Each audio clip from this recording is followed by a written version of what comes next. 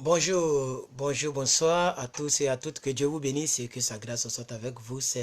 Mon nom c'est Herman à l'état civil et je m'appelle aussi Plus que vainqueur sur les réseaux sociaux. Voilà mon nom chrétien que j'ai bien voulu choisir dans la Bible selon Romains 8, verset 37. Je suis très honoré, très content, très heureux de faire cette lecture de la Bible en un an. Voilà la session 2020 et donc j'aimerais vous inviter donc à lire avec moi la lecture d'aujourd'hui de ce samedi, voilà, 11 janvier 2020. Que Dieu vous bénisse. Nous allons lire sans trop tarder. Voilà, je vais rappeler un peu ce que nous avons lu le vendredi, ok. Le vendredi, nous avons lu donc l'histoire de Joseph. Joseph qui était le fils donc de Jacob, et, ok. Et Joseph était vraiment l'un des fils que Jacob aimait, bon, qu'Israël aimait vraiment. Et donc Joseph a été trahi par ses frères à cause de la grâce de Dieu qui s'est sur sa vie. Joseph a été trahi par ses frères, il a été jeté dans une citerne en plus. Ensuite, il a été vendu. Et lorsque les Ismaélites ont vendu Joseph, eux aussi ils ont vendu. Lorsque les Ismaélites ont acheté Joseph, eux aussi ils ont vendu Joseph à donc, un homme qu'on appelait Potiphar, qui était le chef, si vous voulez, le général de l'armée voilà, de Pharaon. Et là, la main de Dieu était sur Joseph, la grâce de Dieu était sur Joseph. Donc même dans la posture d'esclave, Potiphar a choisi Joseph pour être le maître de tous ses biens dans sa maison.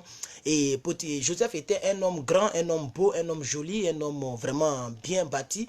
Et donc la femme de Potiphar a aimé Joseph, ok. Et donc c'est à la suite de cela que Joseph a refusé. Il a dit d'abord, je ne peux pas trahir deux personnes. Je ne peux pas trahir le propriétaire de cette maison qui m'a choisi d'être le patron de tous ses biens, de garder tous ses biens, qui m'a donné cette position, cette faveur. Ok. Et je ne peux pas trahir mon Dieu, l'éternel des armées. Donc, à partir de là, la femme donc, a fait un faux témoignage contre Joseph, comme quoi Joseph voulait la violer. Et c'est comme ça que Joseph s'est retrouvé en prison. Mais même dans la prison, ok, la Bible dit que la main de Dieu était encore sur Joseph. Même dans la prison, Dieu a été avec Joseph. Alors, le chef de la prison a mis encore Joseph en première position. Donc, Joseph encore commandait les autres prisonniers. Et dans la prison, Dieu a commencé à faire des miracles avec Joseph. Joseph a expliqué les songes de deux personnalités qui étaient proches de Pharaon, c'est-à-dire les chansons et le panetier. Donc, malheureusement, le panetier, lorsque Joseph expliqua son songe, le panetier allait trouver sa tête coupée et brandie quelque part, les oiseaux allaient manger. Et donc, le chef des chansons, lui, par contre, il allait être rétabli dans sa fonction première, c'est-à-dire c'est lui qui donne la coupe, qui goûte et qui donne la coupe au roi et le pharaon boit maintenant. Donc celui-là sera rétabli donc dans sa posture première. C'est comme ça que Joseph va dire, bon, si tu vas, il ne faut pas m'oublier, il faut te rappeler de moi parce que je suis mis ici en prison injustement. Voilà, je n'ai rien fait et je suis ici, rappelle-toi de moi. Mais malheureusement, lorsque les chansons a été donc promues dans dans son premier emploi, il ne s'est pas souvenu de Joseph vraiment très longtemps. Et Joseph, désolé, j'ai un problème de connexion puisque j'ai pas acheté la connexion. C'est pourquoi je n'utilise pas mon Samsung là. Voilà, je n'utilise pas mon Samsung parce que je n'ai pas acheté donc ce mois-ci de janvier, quand j'ai tout dépensé, les moyens n'ont pas été suffisants pour pouvoir penser aussi à l'internet que je payais d'avant. Donc c'est pourquoi il fallait que j'arrive toujours à la maison pour faire des vidéos. Voilà, donc là on me dit c'est fait parce que je suis un peu éloigné du Wi-Fi. Voilà, là je loue une chambre, mais la chambre n'est pas dans la maison. C'est pourquoi vous pouvez voir que je peux faire direct, je peux prêcher parce que la chambre n'est pas dans la maison, c'est une chambre extérieure. C'est-à-dire, dès que je sors ici, voici la route. Voilà, et maintenant le portail est là et on rentre maintenant dans la maison de l'autre côté. Voilà, donc c'est un peu éloigné du Wi-Fi. C'est pourquoi ça se coupe. Si ça se coupe, c'est pourquoi eux, souvent on m'appelle aussi. Donc voilà, on va faire avec. Alors, chapitre 41. Nous allons lire la parole de Dieu maintenant, ok? Du chapitre 41 au chapitre 44. Ça, c'est la lecture d'aujourd'hui que nous faisons. Vous pouvez partager cette vidéo, ok, sur vos murs. Vous pouvez inviter vos amis. Vous pouvez, c'est important parce que la parole de Dieu, c'est une bonne chose. Même quand la personne voit la lecture de la Bible, c'est déjà bon. Parce qu'en ce début d'année, en ce début de décennie, puisque nous allons rester dans cette affaire de vin là pendant 10 ans. Ok, 2021, 2022, 2023, 2024. Donc au moins tu commences ta nouvelle décennie de ta vie avec Dieu. Parce que la Bible dit au commencement, Dieu. En toute chose, il ne faut jamais mettre Dieu devant. Derrière, il faut mettre Dieu devant. Ok, il ne faut jamais mettre Dieu derrière. Alors, on y va. Attendez, je vais un peu changer de... Je ne sais pas si c'est pour m'arrêter même pour lire. Même attends, je vais voir si c'est pour m'arrêter pour lire. Parce que mes genoux là me font un peu mal là. Tellement je suis assis longtemps. Donc, je vais voir si ça peut tenir. Oh non, déjà ça ne peut pas tenir ici. Oh non, ça ne peut pas. Ça ne peut pas tenir. Ici, il faut que je fasse coucher comme ça. Mais là, je serai renversé. Vous me voyez renversé, non? Attendez. Attendez, il y avait quelque chose.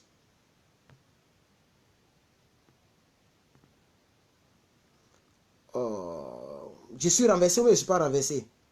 Je suis renversé, non? Mes genoux là me font mal tellement je suis assis longtemps. Je suis renversé dans votre écran là-bas, non? Je suis renversé. Ou bien je ne suis pas renversé. Attends que je vois. Voyez, là, c'est la troisième lecture que je suis en train de faire. Hein. Je suis renversé ou pas? Vous ne commentez pas?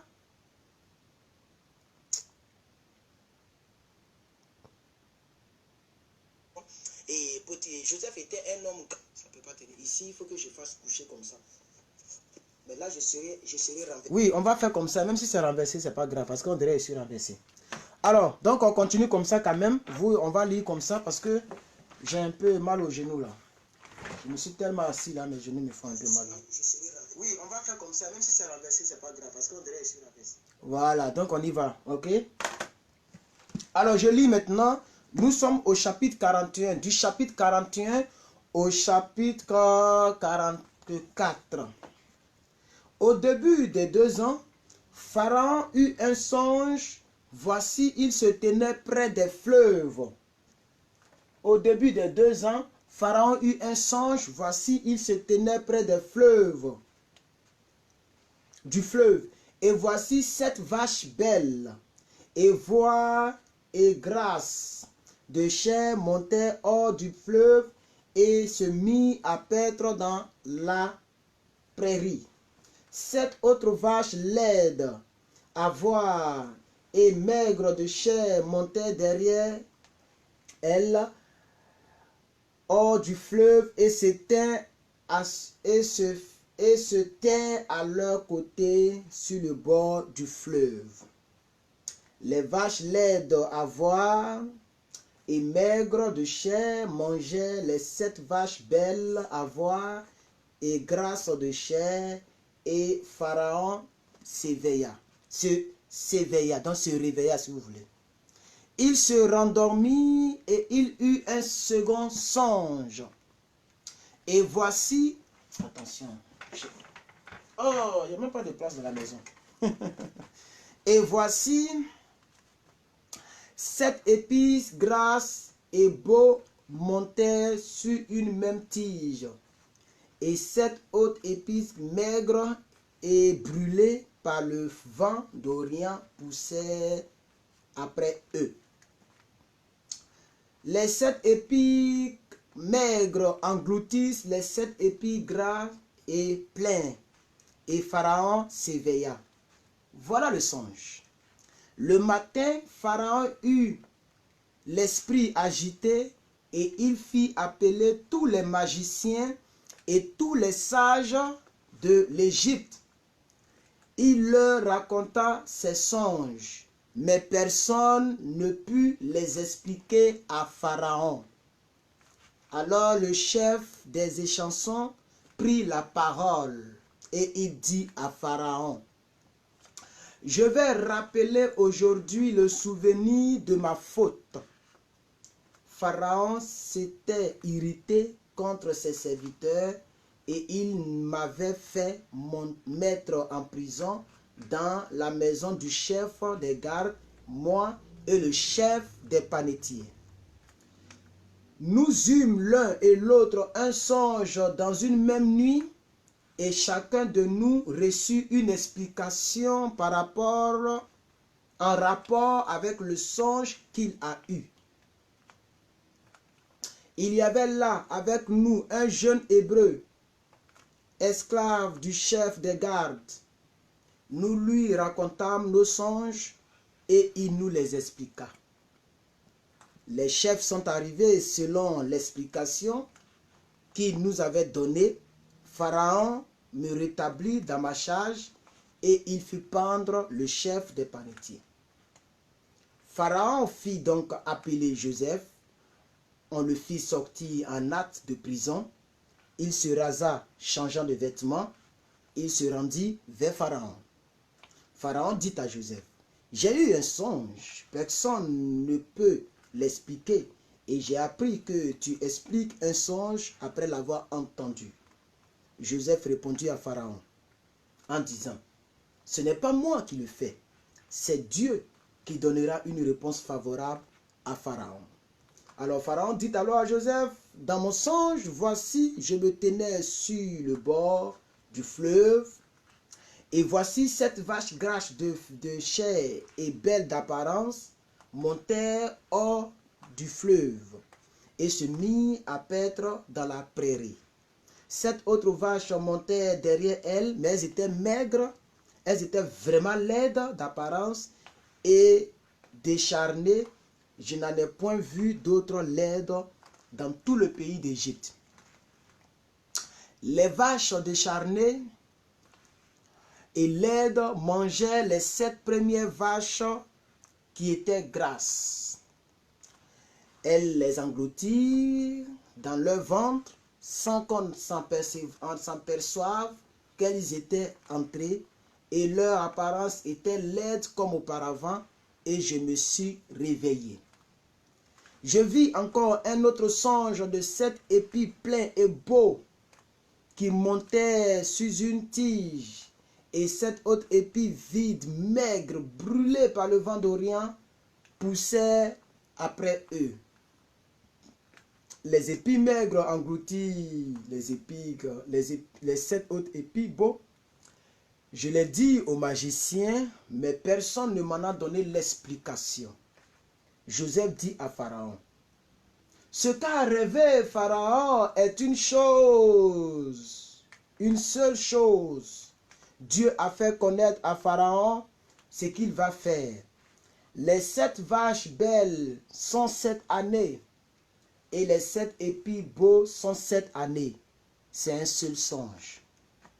Les 7 vaches décharnées et laides qui montaient derrière les premiers sont les 7 années, et les 7 épis vides brûlés par le vent d'Orient seront encore 7 autres années de famine. Ainsi, comme je viens de le dire à Pharaon, Dieu a fait connaître à Pharaon ce qu'il va faire. Voici, il y aura 7 années de grande abondance dans le pays d'Égypte. 7 années de famine viendront après elles. Et comme d'habitude, les appels. C'est quand même bizarre. Hein? C'est pourquoi je passe mon temps à bloquer des gens en désordre. Et quand je finis, tous ceux qui ont appelé là, je vais les bloquer encore. 7 années de famine viendront après elles, et l'on oubliera toute cette abondance au pays d'Égypte, et la famine consumera le pays. Cette famine qui suivra sera si forte qu'on ne s'apercevra plus de l'abondance qu'il y a eu dans le pays. Si Pharaon a vu le songe se répéter une seconde fois, c'est que la chose est arrêtée par Dieu et que Dieu se hâtera de l'exécuter.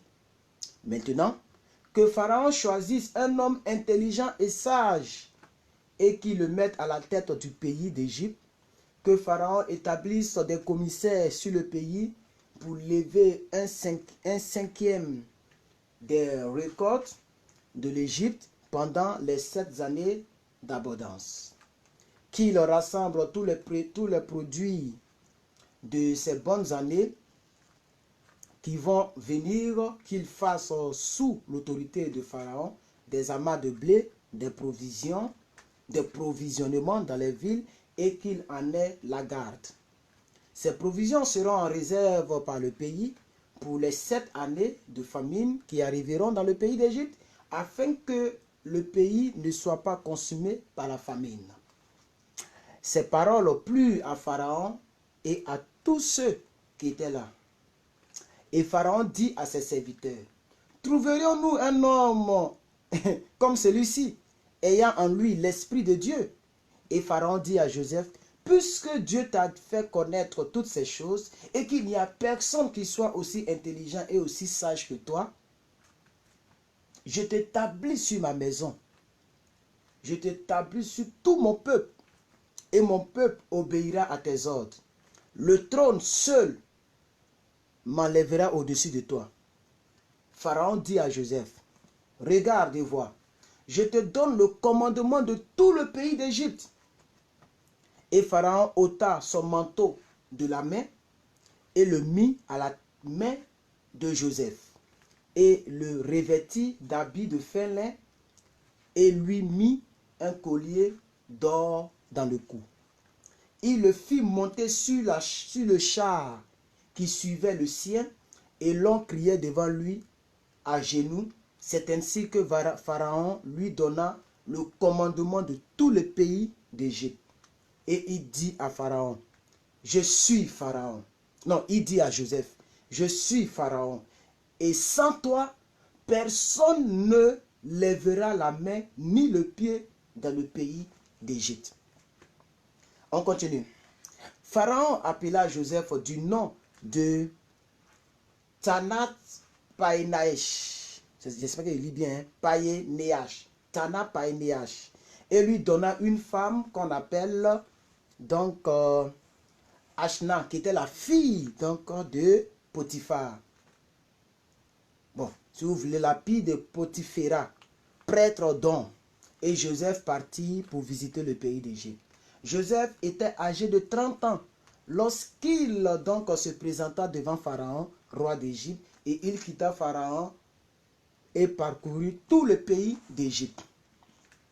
Pendant les 7 années de fertilité, la terre rapporta abondamment, et Joseph rassemblant tous les produits de ces 7 années dans le pays d'Égypte, et il fit des approvisionnements dans les villes, mettant dans l'intérieur de chaque ville les productions des champs dans la tour.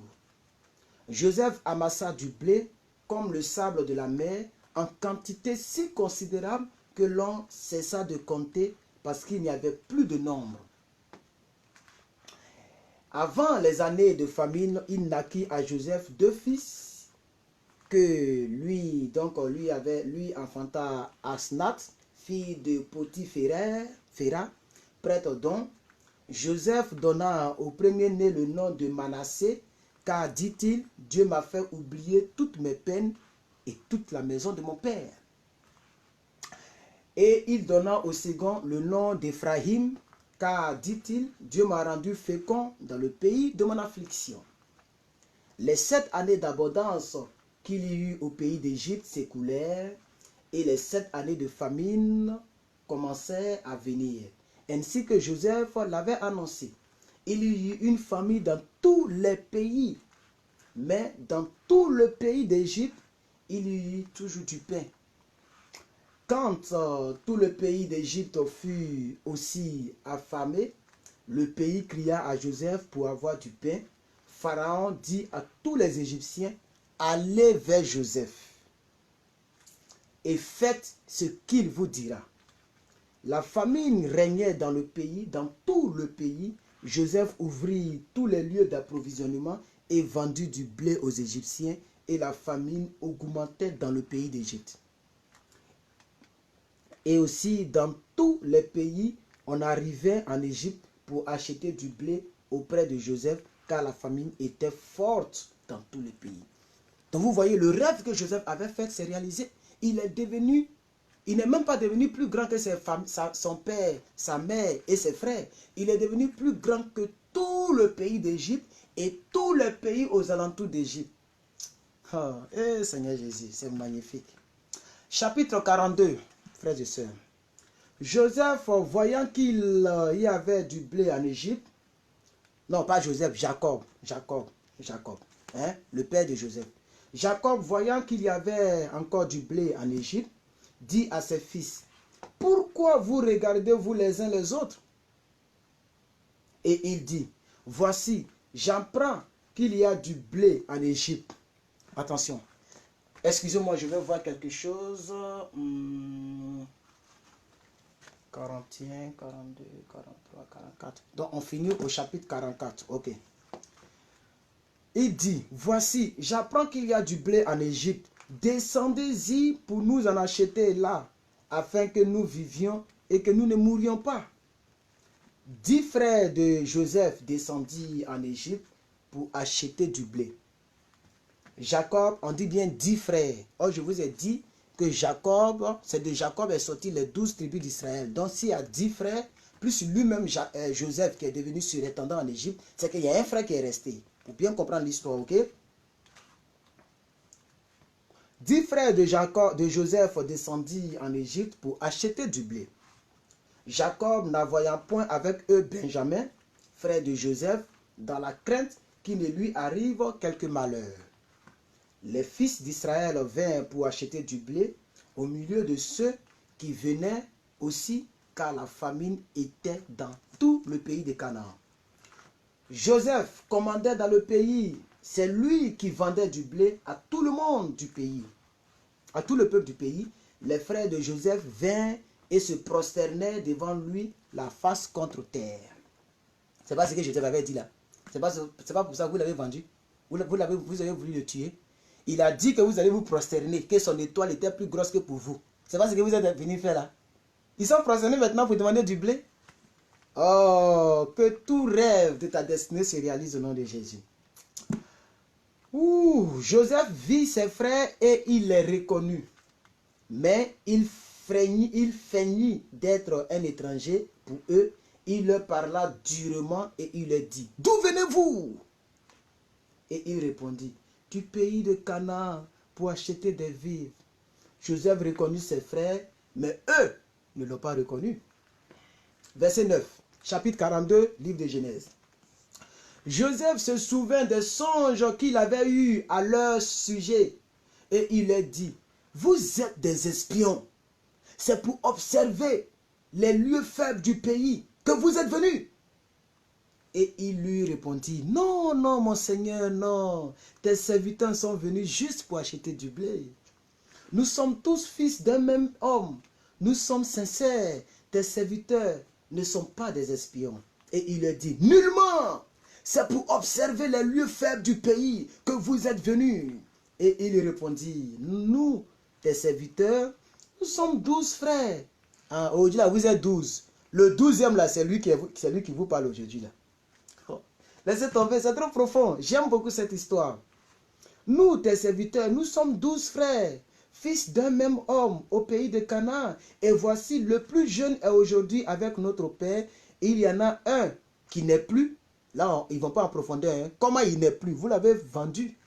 Il y en a un qui n'est plus. Joseph leur dit, je viens de vous dire, vous êtes des espions. Voici comment vous serez éprouvés. Par la vie de Pharaon. Vous ne sortirez point d'ici que votre jeune frère ne soit venu. Donc Joseph est très intelligent. Il veut tout faire pour qu'on envoie le Benjamin là, pour qu'il puisse le voir. C'est tout. Donc il entend de les effrayer. Envoyez-le de vous pour chercher votre frère. Et vous, restez prisonniers ici. Vos paroles seront éprouvées. Et je saurai si la vérité est chez vous. Sinon, par la vie de Pharaon, vous êtes des espions. Et il les mit ensemble 3 jours en prison. Le 3e jour, Joseph leur dit, faites ceci et vous vivrez. Je crains Dieu. Si vous êtes sincères, que l'un de vos frères reste enfermé dans votre prison et vous partez et apportez du blé pour nourrir vos familles. Et amenez-moi votre jeune frère afin que vos paroles soient éprouvées et que vous ne mourrez point. Et il fit ainsi. Ils se dirent alors l'un à l'autre, oui, nous avons été coupables envers notre frère, car nous avons vu l'angoisse de son âme quand il nous demandait grâce. C'est-à-dire quand il demandait pardon, on voulait forcément le tuer. Quand il nous demandait grâce, et nous ne l'avons point écouté. C'est pour cela que cette affliction nous arrive. Ruben, prenant la parole, leur dit, ne vous dis-je pas, ne commettez point un crime envers cet enfant. C'est-à-dire Ruben est en train de rappeler ce qu'il leur a dit avant. Mais vous ne m'avez pas écouté. Et voici, son sang est donc redemandé. Et il ne savait pas que Joseph comprenait, car il se servait avec eux d'un interprète. Je ne sais pas si vous comprenez un peu l'histoire. C'est-à-dire, ils sont en train de parler dans une autre langue et Joseph se servait, c'est-à-dire, eux ils parlent et l'interprète interprète pour Joseph. Mais eux ils ne savent pas que Joseph comprend ce qu'ils sont en train de dire en eux là. Donc Joseph comprenait tout ce qu'il disait. C'est magnifique. Aïe, aïe, aïe, aïe, aïe, aïe. Verset 24, chapitre 42, Genèse. Joseph ordonna qu'on remplisse de blé leur sac, qu'on remette l'argent de chacun dans son sac et qu'on leur donne des provisions pour la route, et l'on fit ainsi. Ils chargeaient le blé sur leurs ânes et partit. L'un d'eux ouvrit son sac pour donner du fourrage à son âne dans le lieu où il passait la nuit, et il vit l'argent qui était à l'entrée du sac. Il dit à ses frères, mon argent a été rendu, et voici le sac voici dans mon sac. Alors leur cœur fut en défaillance, et ils se dirent l'un à l'autre en tremblant, qu'est-ce que Dieu nous a fait là? Ils revinrent auprès de Jacob, leur père, dans le pays de Canaan, et ils lui racontèrent tout ce qui leur était arrivé, et ils dirent, l'homme qui est le seigneur du pays nous a parlé durement, et il nous a pris pour des espions. Nous lui avons dit que nous sommes sincères et que nous ne sommes pas des espions. Nous sommes 12 frères, fils de notre père, l'un n'est plus, et le plus jeune est aujourd'hui avec notre père au pays de Canaan. Et l'homme qui est le seigneur du pays nous a dit, voici comment je saurai si vous êtes sincères. Laissez auprès de moi l'un de vos frères, prenez de quoi nourrir vos familles, partez et amenez-moi votre jeune frère. Je saurai ainsi que vous n'êtes pas des espions et que vous êtes vraiment sincères. Je vous rendrai votre frère et vous pourrez librement parcourir le pays. Lorsqu'ils vidaient leur sac, voici le paquet d'argent de chacun était dans son sac. Et ils virent, eux et leur père, leur paquet d'argent, et ils eurent peur. Jacob, leur père, leur dit, vous me privez de mes enfants. Joseph n'est plus, Siméon aussi n'est plus. Et vous prendriez encore Benjamin? C'est sur moi que tout cela retombe. Ruben dit à son père, tu feras mourir mes 2 fils si je ne te ramène pas Benjamin. Remets-le entre mes mains et je te ramènerai. Jacob dit, mon fils ne descendra point avec vous, car son frère est mort et il reste seul. S'il lui arrivait donc un malheur dans le pays, dans le voyage que vous allez faire, vous feriez descendre mes cheveux blancs avec douleur dans le séjour des morts. Alors, chers frères et sœurs, nous sommes à l'avant-dernier chapitre, le chapitre 43, pour la lecture de ce samedi 11 janvier. Nous sommes toujours en train de lire l'histoire de Jacob et donc ses enfants. Chapitre 43, je lis directement. La famine s'appesantissait sur le pays. Quand il eut fini de manger le blé qu'il avait apporté d'Égypte, Joseph dit à ses fils, « Retournez, achetez-nous un peu de vivres. » Judas lui demandit, « Cet homme nous a fait cette déclaration formelle. Vous ne verrez pas ma face, à moins que votre frère ne soit avec vous. Si donc tu veux envoyer notre frère avec nous, nous descendrons et nous t'achèterons des vivres. Mais si tu ne veux pas l'envoyer, nous ne descendrons point, car cet homme nous a dit, vous ne verrez pas ma face, à moins que votre frère ne soit avec vous. » Israël dit alors, pourquoi avez-vous mal agi à mon égard, en disant cet homme que vous aviez encore un autre frère? Ils répondirent, cet homme nous a interrogés sur nous et nos familles en disant, votre père vit-il encore? Avez-vous un frère? Et nous avons répondu à ces questions. Pouvions-nous savoir qu'il dirait, faites descendre votre frère? Judas dit encore à Israël, son père, laisse venir l'enfant avec moi, afin que nous levions et que nous partions, et nous vivrons et nous ne mourrons pas. Nous, toi et nos enfants. Je réponds de lui, et tu ne le demanderas de ma main. Si je ne le ramène pas auprès de toi, et si je ne le remets pas devant ta face, je serai pour toujours coupable envers toi. Car si nous n'avions pas tardé, nous serions maintenant 2 fois de retour. Israël, leur père, leur dit, puisqu'il le faut, faites ceci. Prenez dans vos sacs des meilleures productions du pays pour en apporter en présent à cet homme. Un peu de baume, un peu de miel, un peu d'aromates, un peu de la myrrhe, des pistaches et des amandes. Prenez avec vous de l'argent au double et rapportez l'argent qu'on avait mis à l'entrée de vos sacs.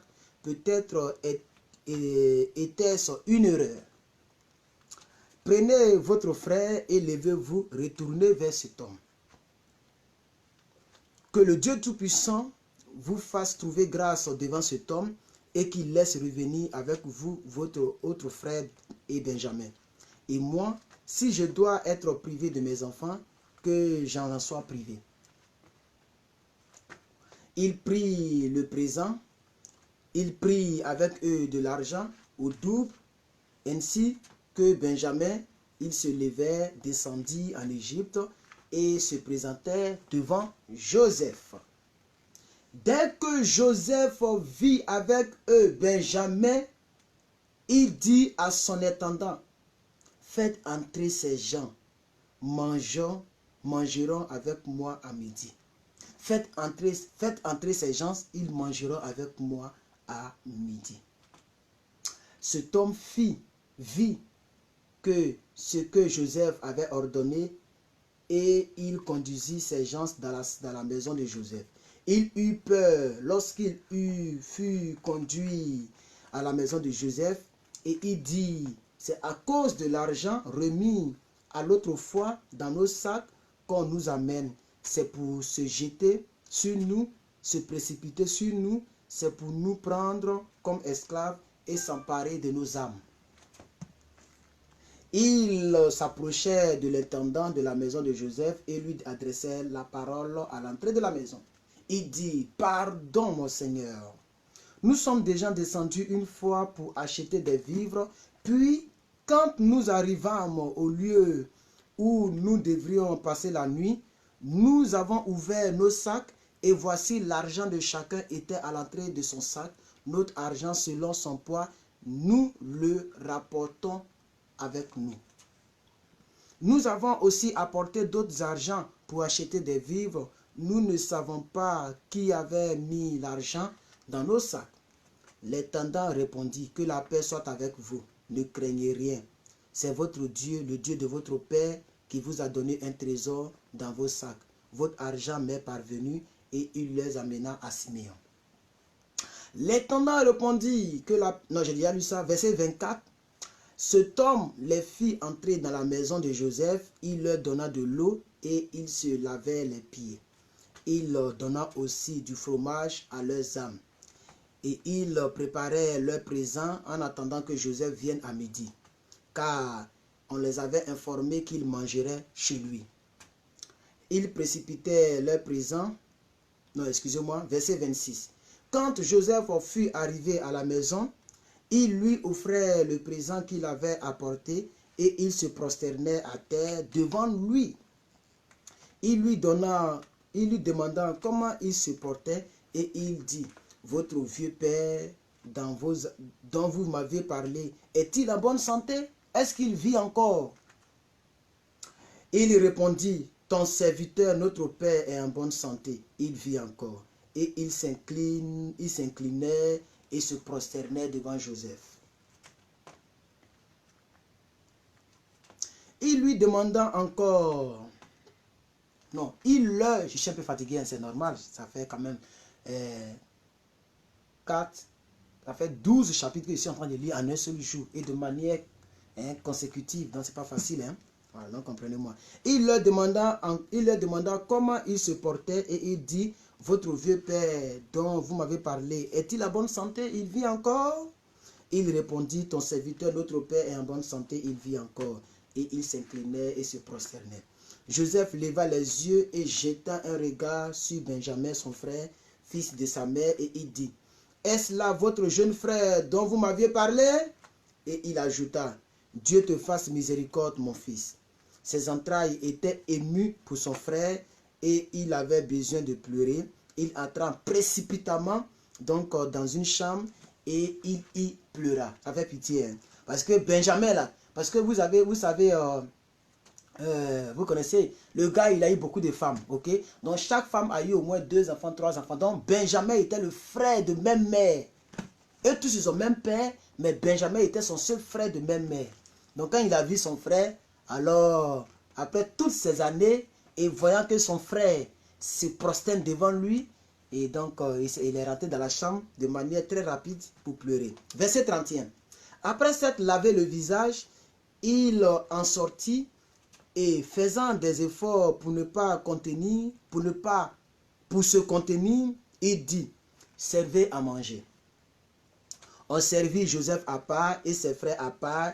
Les Égyptiens qui mangeaient avec lui furent aussi servis à part, car les Égyptiens ne pouvaient pas manger avec les Hébreux, parce que c'est à leurs yeux une abomination. Les frères de Joseph s'assirent en présence, le premier-né selon son droit d'aînesse et le plus jeune selon son âge, et ils se regardaient les uns les autres avec étonnement. Ils sont étonnés. Mais pourquoi ils nous reçoivent comme ça? Joseph leur fit porter des mets qui étaient devant lui, et Benjamin a eu 5 fois plus que les autres, et il but et s'égayait avec lui. Joseph donna cet ordre à l'intendant de sa maison, remplis de vivres les sacs de ces gens, autant qu'il en pourra porter, et met l'argent de chacun à l'entrée de son sac. Tu mettras aussi ma coupe et la coupe d'argent à l'entrée du sac. Et il veut faire encore un plan pour qu'on amène maintenant son père. Son père là même, là, il veut le voir. Mais il va encore les piéger encore. Ok, voilà. Tu mettras aussi ma coupe, la coupe d'argent à l'entrée du sac du plus jeune avec l'argent de son blé. L'intendant fit ce que Joseph lui avait ordonné. Le matin, dès qu'il fit jour, on renvoya ces gens avec leurs âmes. Ils étaient sortis de la ville et il n'en était guère éloigné lorsque Joseph dit à son intendant, lève-toi, poursuis ces gens, et quand tu les auras atteints, tu leur diras, pourquoi avez-vous rendu le mal pour le bien? N'avez-vous pas la coupe dans laquelle boit mon Seigneur et dont il se sert pour deviner? Vous avez mal fait d'agir ainsi. Ah, ça vraiment, c'est quand même un truc vraiment grave si c'était la vérité. Parce que c'est la coupe où le chef là boit. C'est cette coupe là que vous avez volé. Vous avez mal fait. Oh, c'est Joseph lui-même qui a fait ce coup là. Alors, l'intendant les atteignit et leur dit ces mêmes paroles. Verset 7, chapitre 44, Genèse. Il lui répondit, pourquoi mon Seigneur partit de la sorte? Dieu préserve tes serviteurs d'avoir commis une telle action. Voici, nous t'avons rapporté du pays de Canaan l'argent que nous avons trouvé à l'entrée de nos sacs. Comment aurions-nous dérobé encore de l'argent ou de l'or de la maison de ton Seigneur? Que celui de tes serviteurs sur qui tu trouveras la coupe meure et que nous soyons nous-mêmes esclaves de mon Seigneur. Ils étaient tellement sûrs qu'ils n'ont pas pris la coupe. Oh, ça y est là. Il dit, qu'il en soit donc selon vos paroles. Celui sur qui se trouvera la coupe sera mon esclave et vous serez innocents. Aussitôt, chacun descendit son sac à terre et chacun ouvrit son sac. L'intendant les fouilla, commença par le plus âgé et finissa par le plus jeune. Et la coupe fut retrouvée dans le sac de Benjamin. Ils déchirèrent leurs vêtements, chacun rechargea son âne et ils retournaient à la ville. Judas et ses frères arrivèrent à la maison de Joseph où il était encore et ils se prosternaient à terre devant lui. Joseph leur dit, « Quelle action avez-vous faite? Ne savez-vous pas qu'un homme comme moi a le pouvoir de deviner? » Judas répondit, « Que dirions-nous à mon Seigneur? Comment parlerons-nous? Comment nous justifierons-nous? Dieu a trouvé l'iniquité de tes serviteurs. Nous voici esclaves de mon Seigneur, nous et celui sur qui s'est trouvé la coupe. » Et Joseph dit, « Dieu me garde de faire cela. L'homme sur qui la coupe a été trouvée sera mon esclave, mais vous, remontez en paix vers votre père. » Alors Judas s'approcha de Joseph et dit, « De grâce, mon Seigneur, que ton serviteur puisse faire entendre une parole à mon Seigneur, et que sa colère ne s'enflamme point contre ton serviteur, car tu es comme Pharaon. » C'est-à-dire tu as le même pouvoir que Pharaon. Mon Seigneur a interrogé ses serviteurs en disant, « Avez-vous un père ou un frère? » Nous avons répondu, « Nous avons un vieux père et un jeune frère, enfant de sa vieillesse. Cet enfant avait un frère qui est mort et qui était de la même mère. Il reste seul et son père l'aime. Tu as dit à tes serviteurs, faites-le descendre vers moi et que je la voie de mes propres yeux. Nous avons répondu à notre Seigneur, l'enfant ne peut pas quitter son père. S'il le quitte, son père va mourir. Hein? Et son père l'aime beaucoup. Or, le demi-frère, le frère même de ce gars-là, c'est lui-même à qui vous parlez là. Oh, c'est une belle histoire. Tu as dit à tes serviteurs, si vous avez un jeune frère... Non, verset 24, excusez-moi.